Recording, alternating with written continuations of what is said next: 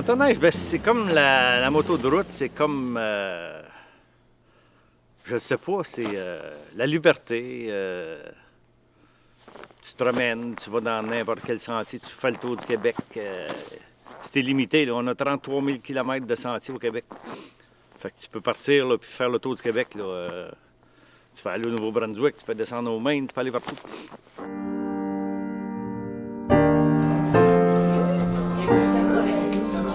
Je vais prendre le merlot. Le merlot? Tu as les tours opérateurs qu'eux, ils vendent des forfaits à des clients.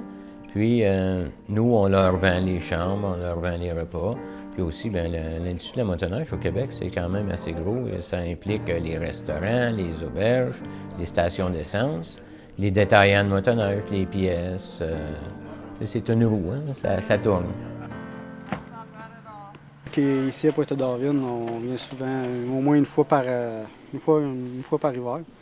Dans la montagne du Diable, là, au Relais, c'est une place qu'on va quand même régulièrement. Aujourd'hui, on est parti du Rabasca, un peu plus court. Hier, on a fait 250 km de Duhamel au Rabasca-Lodge. Moi, je fais environ 8000 km à l'hiver. Fait que la semaine passée, j'arrive du Gouin, en hors-piste, par le Bascatown. On a monté un réservoir à Gouin, on a passé 4 jours là-bas. On est revenu en hors-piste tout le temps.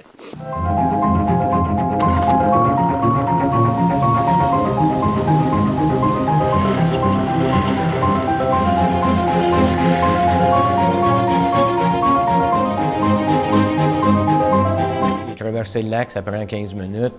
Un autre, peut-être une demi-heure là, en allant tranquillement, en faisant attention. Ça se fait bien, les sentiers sont beaux. Puis, la montagne du Diable, à la hauteur qu'elle est, les arbres viennent tous pleins de glace, puis c'est très beau à voir.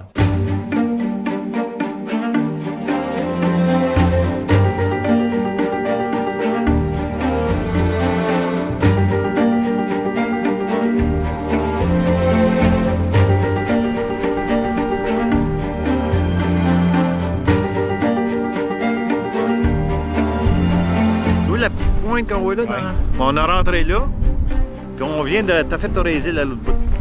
Fait qu'on a fait 14 km là.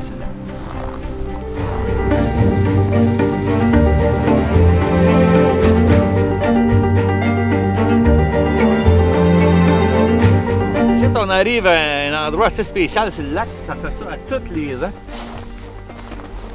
C'est l'épaisseur de la glace qui augmente durant la saison.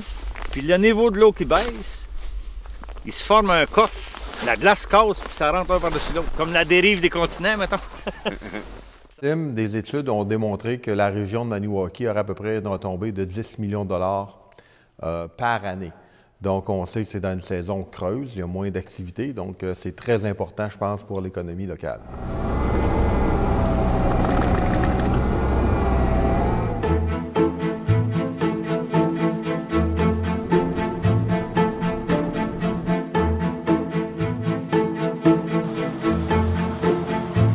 Un motoneigiste va vouloir avoir accès à du hors-sentier. Un motoneigiste va vouloir avoir des accès plus rapides parce qu'il veut faire des voyages. Un motoneigiste va vouloir avoir accès à un paysage différent avec les arbres, donc les montagnes. Donc, qu'est-ce qui est intéressant justement dans notre région? On va chercher tous les aspects de différents types de circuits. On va avoir des circuits sinueux, où est-ce qu'on se promène dans les arbres, il y a des chevreuils.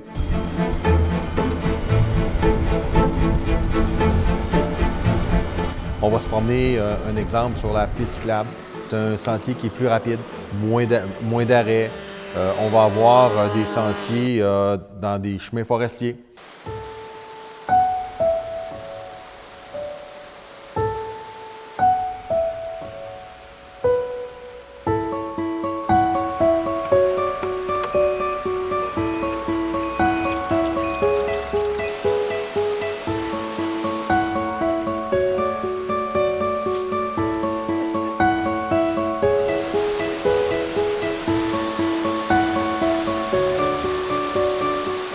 C'est des endroits qu'on n'aurait pas accès à pied. C'est des endroits qu'on n'aurait pas accès à se promener. Donc, on permet aux gens de s'approprier le Québec d'une façon différente, l'hivernale. Une fois que je viens ici, t'es type, pour moi, tu restes dans le faire du feu. Nous, nous, quand on va faire 250 ou 150 km d'une journée, on parle d'à peu près 4 à 5 heures. Donc, on voit que les gens sont dehors, sont actifs, ils marchent, ils rencontrent du monde. Le social est important pour le motoneigiste. Les gens vont partir en gang, on va arrêter un restaurant, on va parler. Des fois, on ne connaît même pas les gens. On va se mettre à parler avec les gens de motoneige parce qu'on a le même intérêt. Donc, c'est une façon d'aborder, je dirais, l'hiver différemment.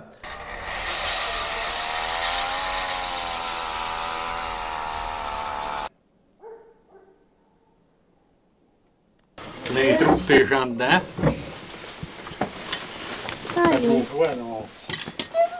On fait ça dedans. Ça, là, c'est quelque chose, mon homme. Ça prend ça, puis quand il fait froid, surtout, là on emmène tout là-dedans. Notre lunch, puis tout ça, là, notre petit poêle. On va faire réchauffer nos choses, puis il y a des fois qu'on fait comme des shore lunch, qu'ils appellent, là.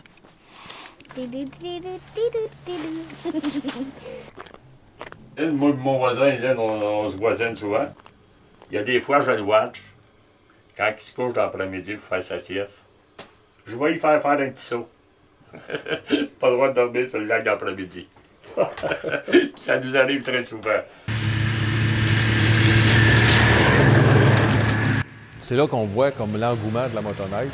C'est Gérard Morin, avec une équipe de gens qui l'ont aidé. Ils ont fait, c'est un beau relais, 3 côtés, beau foyer au plein milieu, que le monde, ils vont porter du bois. Le monde arrive là avec des hot dogs, ils vont apporter ça. Il y a des grilles qu'ils vont mettre sur le feu. Le monde se fait en manger. Et il y a une belle arche. Puis sur cette arche-là, il y a tous les types de motoneige, les 4 qui existent là.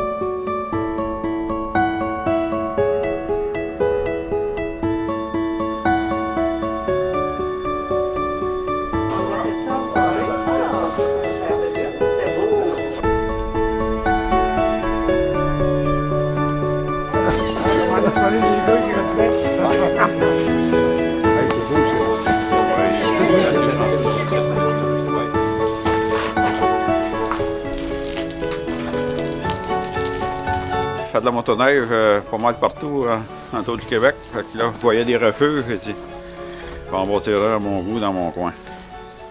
Pas comme les autres. Parce que normalement, des refuges sont fermés. Fait que moi, je les fais ouverts.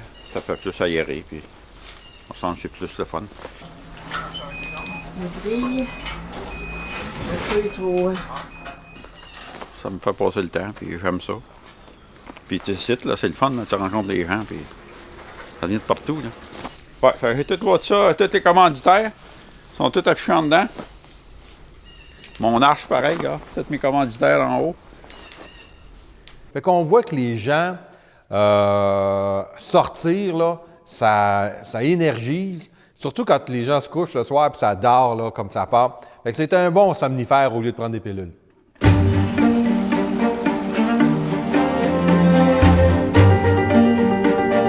Puis les sentiers, ça a l'air de quoi? Ils sont praticables, là, mais il n'y a pas beaucoup de neige, là, mais ils sont quand même beaux. Là. OK. Fait qu'oublie pas de mettre ta gratte en avant là, pour couper les bosses.